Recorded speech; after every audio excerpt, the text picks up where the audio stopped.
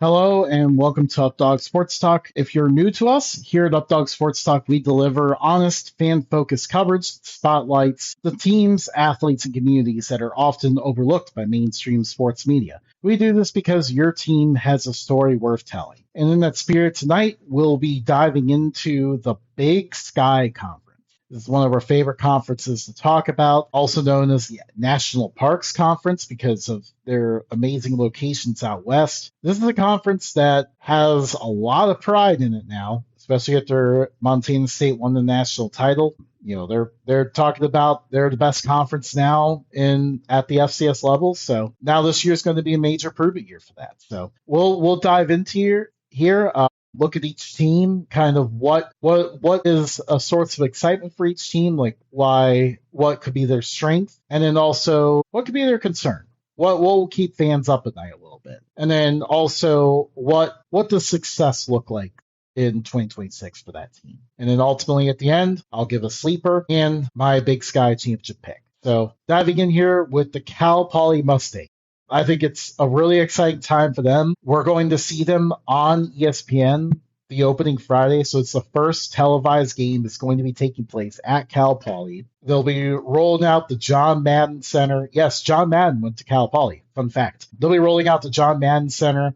I think it'll be a pretty cool experience. They have a lot of experience coming back, especially at linebacker. Like they got some stars back there, and I think in general, it's fun to see Tim Skipper finally get his chance. He was the interim for multiple years here recently, and now finally he has the keys to a program from the start. I'm excited to see what that means for him. But of course, there's still a building process that needs to take place here. There's a lot of exciting transfers, but all those pieces really need to come together, and they'll need to figure out exactly what their identity will look like. So I'm very excited for this team. It's a new beginning for Cal Poly. I think success for them, it looks like, I look at that opener. They're going to be on ESPN. I think winning an exciting, thrilling game over Idaho would do a lot for this program, really get their name out there and really just increase the brand equity. So I think that opener against Idaho is going to be a huge key. And in general, just try to find your way up a little bit. They went 4-8 last year, may get to 500 this year, and I think you're feeling pretty good about year one under Tim Skipper. We go to Eastern Washington.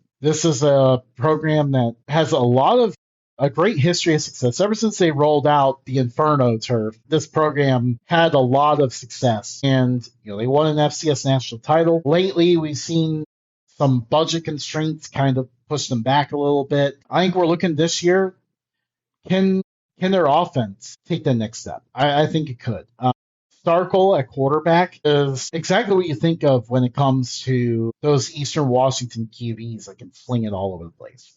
He is really good. I feel like he's going to end up as the best option for the job, but I know Nate Bell is still hanging in there. He's a mobile option, so run the ball compared to throwing it, that'll kind of be what they have to weigh there.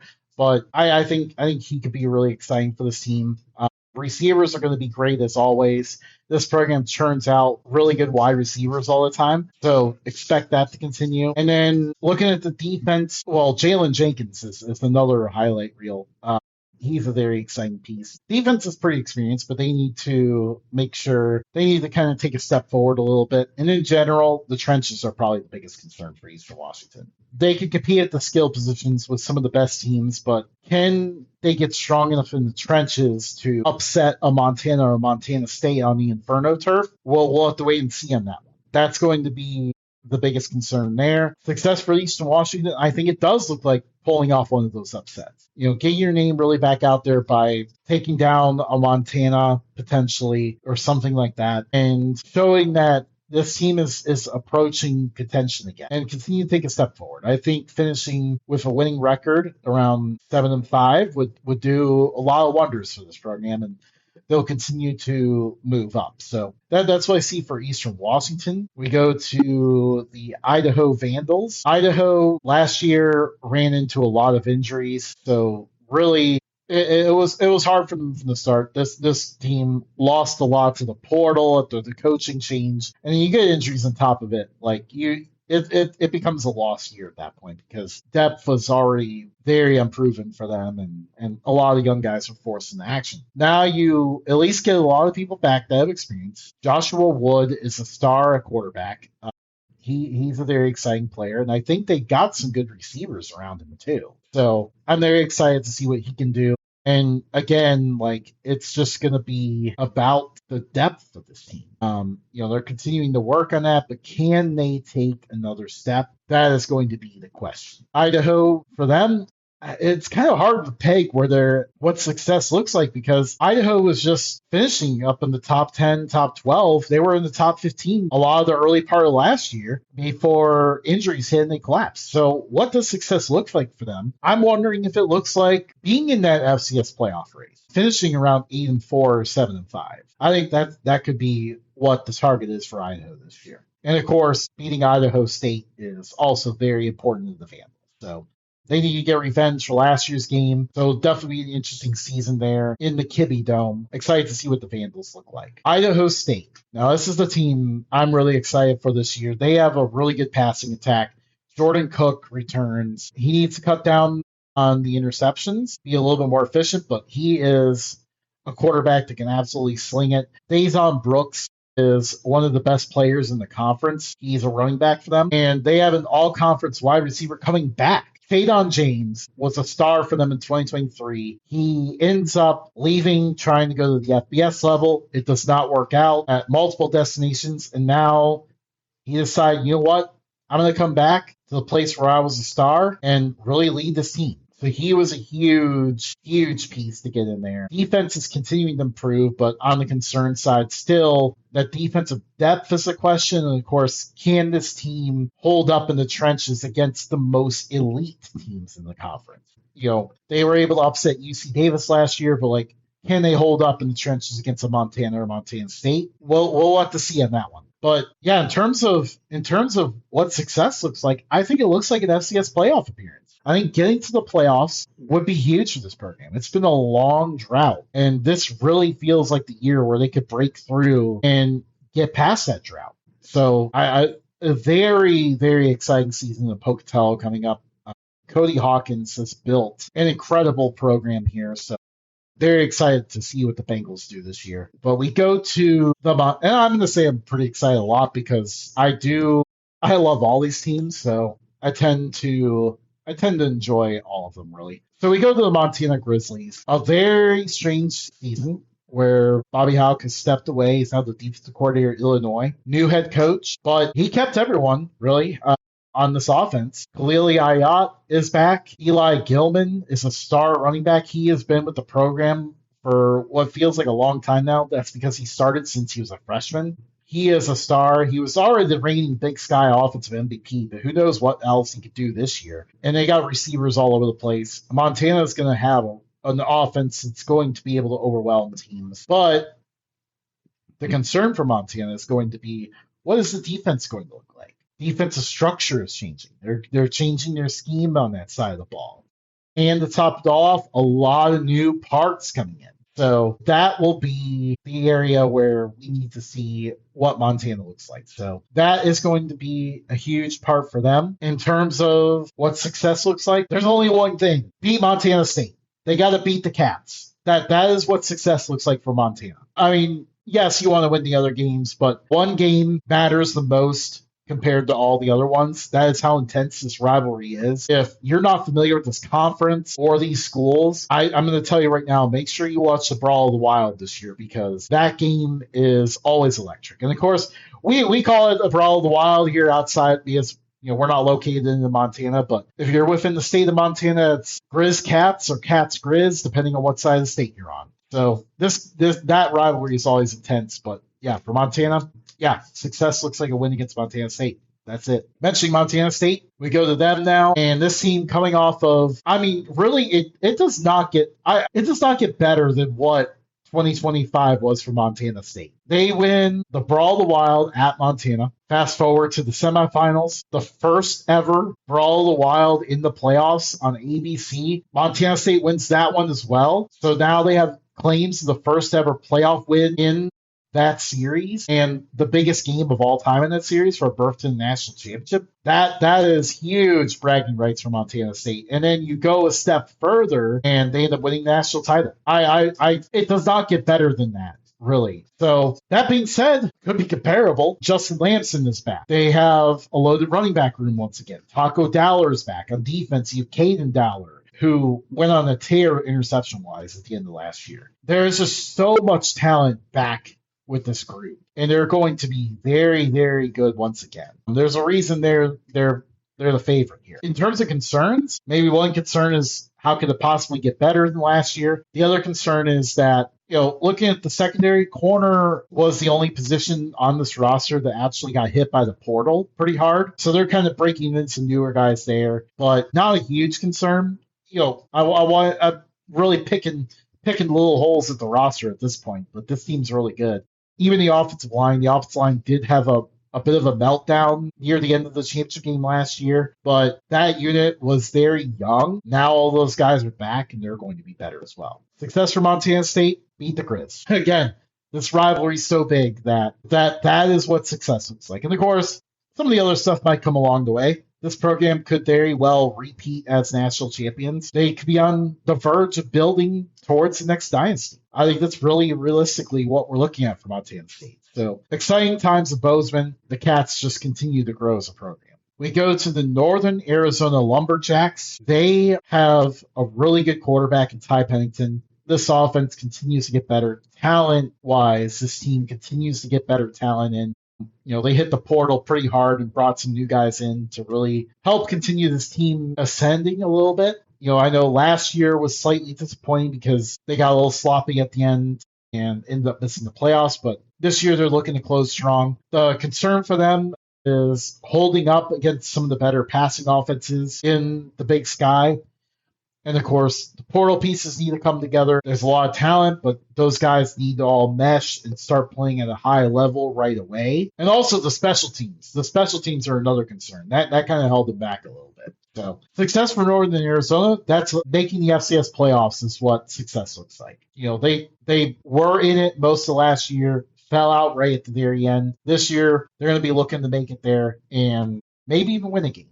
I really do think this is a promising season in Flagstaff, Arizona. We go to Northern Colorado, the Bears. The Bears showed a lot of progress last year. They were very competitive in a lot of games, came up short in some, maybe were robbed in one of them. Their fan base has a very strong feeling about that Colorado State game. I think this team is on the right track. They're continuing to get better. We're going to see them continue to build in the trenches. They're getting bigger and stronger. They're going to run the ball, be a tough team. But ultimately, what is it going to look like at quarterback? They lost, and with several other pieces too. Like they lost some key pieces to the portal, unfortunately. Like this is a program that develops talent from within. They're not going to portal guys in. Unfortunately, the portal does take some guys out, so being able to move effectively in offense is going to be the huge key for them. It feels like this defense will be pretty decent, but the offense will need to continue to play well in order for the Bears to bring some more of those games home. I think in terms of what success looks like, I think winning 5 games continues to show progress, but I think finishing it with a 500 record would be really great for this program. I think that would get them towards the mid-tier, the Big Sky, and you're getting closer to shouting distance of, hey, we get enough guys back, we can finally make a run to the playoffs. So I think that's what it looks like for Northern Colorado as they continue to build towards that. We go to Portland State. It was a rough go of it, to say the least, last year. The less we say about last year, the better. But basically, I think what's really exciting here is like you have a whole new start for this program. Chris Fisk, new head coach, exciting head coach. I think he's really going to get these guys going. We just saw things kind of get stale after a really strong start under the previous regime. But yeah, I think this team is going to be able to run the ball well. They actually have pretty good skill talent, some promising guys there. So I'm very excited about that. And of course, the challenge still is, you're coming off an 1-11 campaign. Got to learn to win. And then to top it all off, their best talents from that team did get rated from the portal. So definitely a multi-year rebuild. There's not really any quick rebuilds in the Big Sky, but I think it's exciting to start a new era. And really, success for them looks like getting 2, maybe 3 wins. I didn't even mention yet that the schedule is absolutely brutal. It gives them very next to no breaks. So that is going to be another challenge, is actually finding those wins in there. But being more competitive, just shows some progress. Really, like this is a true year zero situation here, kind of mulligan year, if you will. So I think this team will be looking to just continue to show that they can get a little bit better. We go to Southern Utah, which, their head coach joined us kind of recently, so this is always an exciting team to talk about for us. Southern Utah entering the Big Sky. They're back once again, but as Delane Fitzgerald mentioned on our show and on Big Sky Media Days, they're all new to the conference. None of the players, none of the coaches have been in here, but I am looking forward to seeing them, the Thunderbirds, take their physical toughness and strong running game into the conference. They want to be a tough, gritty offensive line. I mean, really, in general, like, if you really want to get a deeper dive into what Southern Utah looks like, a little bit of a shameless plug, but definitely be sure to check out that episode with Delane Fitzgerald. I mean, he did not just give us coach speak. Like, he actually broke down position by position what he thinks of the roster at that point. So that was pretty cool. So that gets us to the concern. He very much emphasized that the receivers they have are very unproven at this level. So that will be the big thing. Who steps up there? I think he even said, like, these guys have hardly put weeks together. They haven't even put a whole month together yet. So a very unproven unit there. They have a quarterback who's really promising, but he needs to be able to throw it to these guys. So it'll be very interesting to see how that unfolds. But success for Southern Utah. You're entering a new conference, so that is going to have its challenges. I hate to say 7-5 because that's where they finished the last 2 years, but you enter a tougher conference and go 7-5. I still think that looks pretty good. But fully success is, of course, making the FCS playoffs. I think that would be a huge that would bring a huge celebration in Theater City if they can get that done. We go to UC Davis, the Aggies. This is a very promising looking year for UC Davis. Like, Tim Plow has kept this team right towards the top of the Big Sky. Have not quite been able to win the conference yet, but they're knocking on the door. And this team has so much elite talent. Their wide receivers are some of the best in the conference. Winston Williams at tight end is really, really good. Jordan Fisher, running back, is a stud. So you just got talent all over the place. And on the defensive side of the ball, too.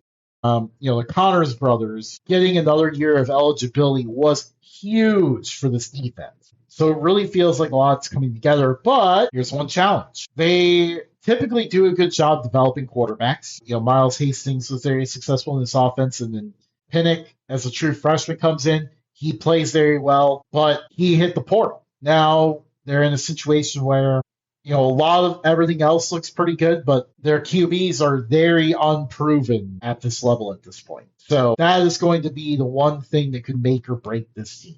Again, their job's going to be easier with the weapons they have around them, but someone has to emerge and be the guy at quarterback again. They need to do it a third time now. This team is also very solid in the trenches, but the big question is, can they get to that level where they can compete with Montana State, where they can compete with the Missouri Valley team? That is going to be the big question, because success for UC Davis, I think their goal this year will be to get a share of the Big Sky title. They don't play Montana State this year. So finishing even in a tie with the Bobcats would be huge. But in general, success for them is getting to the semifinals. They made it to the quarterfinals back-to-back years. Getting to that top 4 level is going to be huge. So that's where that concern in the trenches comes into place, because they're able to compete with most of the teams they have in their schedule, but can they hold up in those games that they'll need to win to make it to the semifinals? That's the big question. And then we get to Utah Tech, the other newcomer of the Big Sky. So Utah Tech in St. George, Utah.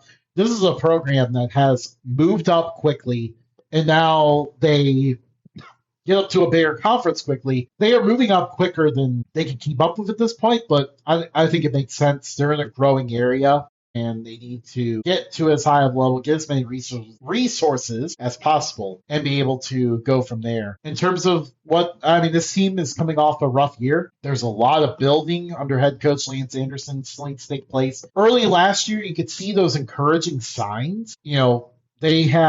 They came so close in some of those early games to getting some huge wins. Just couldn't quite come up with it. They need to start strong this year, which actually I don't know if that's going to be possible because we'll get to their concerns in a moment. But yeah, you're looking at a team that has a running back in Asa Chapman. He is a star. And it really is worth the price of admission all by himself. He is going to be a lot of fun to watch. So that's going to be huge for Utah State. He gives the offense something to build around. It's actually kind of interesting because, Deacon Hill was one of those last Iowa quarterbacks that had to deal with Brian Ferentz. And out of all the adventures that he's gone on, somehow Deacon Hill has now ended up here at Utah Tech. So that's going to be a lot of fun to see. But, of course, their concern is, really to the programs in the conference. This is a big portal overhaul, lots of guys coming in, and still trying to address, the trenches and the depth compared to the other teams in the Big Sky. There's a lot of catching up to do there. And the schedule is unforgiving. There are no easy games here. They open with Montana State, the defending FCS champions.